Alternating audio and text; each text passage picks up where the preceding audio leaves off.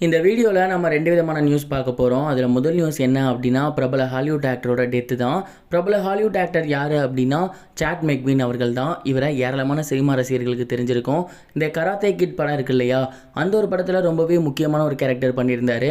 Karate kit அப்படின்னா சாக்கி San அவர்களும் will Smith அவர்களோட பையனும் நடிச்சிருந்த அந்த கராத்தே கிட் கிடையாது. 1986 கராத்தே கிட் அப்படிங்கிற படம் வந்துருந்துச்சு. அந்த ஒரு படத்தில் நடிச்சிருந்தவர் தான் சாட் மெக்வின். அந்த படம் உலகம் முழுக்க மிகப்பெரிய அளவில் வரவேற்பை பெற்றிருந்துச்சு.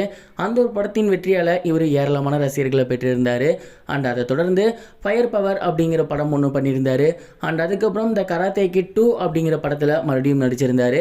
இவரோட அப்பாவுமே ஒரு மிகப்பெரிய நடிகர் அப்படிங்கிறதுனால இவருக்கும் ஏராளமான ரசிகர்கள் இருந்தாங்க. தொடர்ந்து ஹாலிவுட்டில் ஏகப்பட்ட படங்கள் பண்ணி வந்துட்டு இருந்தார்.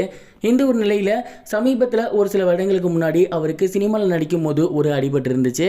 அந்த ஒரு காயம் அப்படிங்கிறது அவருக்கு ஆறவே இல்லை. இதனால் அவர் ட்ரீட்மெண்ட் கூட எடுத்து வந்துட்டு இருந்தார். ஆனால் அந்த ஒரு காயம் இவரோட உயிரையே பறிக்கிற அளவுக்கு மாறி இருக்கு. அந்த காயத்தால் இவரோட உடல் உறுப்புகள் செயலிழந்தப்பட்டிருக்கு. அப்படி உடல் உறுப்பு செயலிழந்துட்டு இருந்ததுனால இவரால் எந்த ஒரு வேலையுமே செய்ய முடியலை. சினிமாவிலிருந்தும் தள்ளி தான் இருந்தார். இந்த ஒரு நிலையில் உடல் உறுப்புகள் மொத்தமாக இயங்காமல் போய் இன்னைக்கு காலையில் அவர் இறந்துட்டாரு அப்படிங்கிற நியூஸ் வெளியாகியிருக்கு.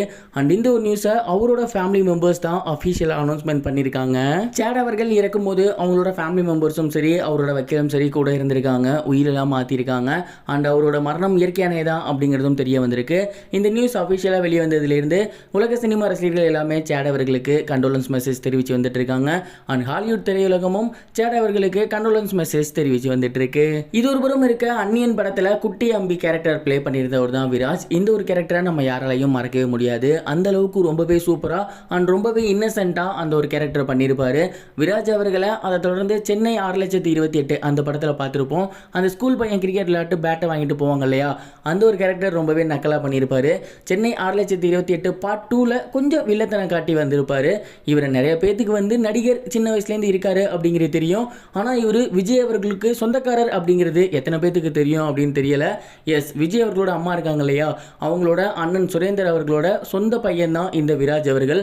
அதாவது இன்னும் புரிகிற மாதிரி சொல்லணும் அப்படின்னா, தளபதி விஜய் அவர்களோட சொந்த தாய்மாமன் பையன் தான் எந்த ஒரு விராஜ் அவர்கள். அப்போ சின்ன பையனாக பார்த்தவர் இப்போ ரொம்பவே பெரியவராக வளர்ந்துட்டாரு. அடையாளமே சுத்தமாக தெரியாத அளவுக்கு தான் மாறி இருக்காரு. தொடர்ந்து ஏகப்பட்ட படங்கள் பண்ணியிருக்காரு. ஆனால் இவர் எதிர்பார்த்த அளவுக்கு மிகப்பெரிய ஒரு வெற்றி இவருக்கு அமையவே இல்லை.